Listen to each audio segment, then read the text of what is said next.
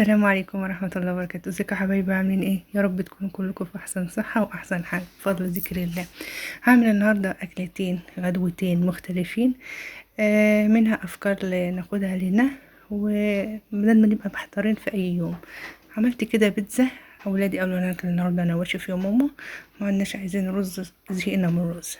عملت بيتزا وعملت حواوشي.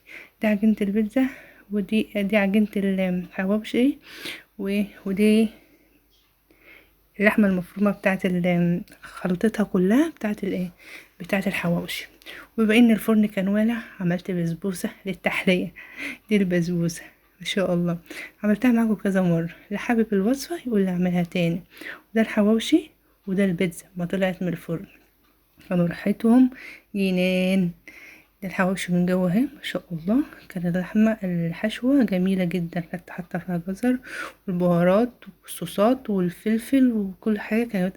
طبعا احنا عارفينها، لو حابين بالتفصيل قوليلي وانا اقول لكم اعملها تاني. دي شكلها من جوه اهي، طعمها جميل جدا، كانت غدوة جميلة جميلة جميلة.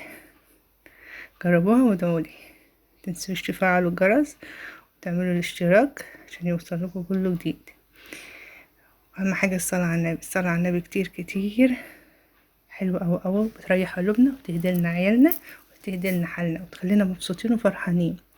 تاني غدوه كنت عاملاها في يوم تاني، عامله كشري المصري، كشري مصري عملته معاكم قبل كده. حطيته في العلب دي وحطيته اتكنه جاي من بره، عشان ايه؟ جمانة بنتي بتحبوش، انا اللي ابقى عاملاه يعني، فحبيت ان انا اغير لها منه، بحبه من بره قوي. فحطيته بالمنظر ده وعملت عليه قطع لحمة وقطع من الكفتة. ودي غدوة تانية.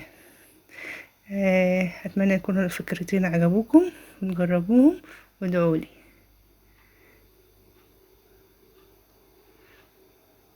مع السلامة، شوفوا فيديو جديد، مع السلامة.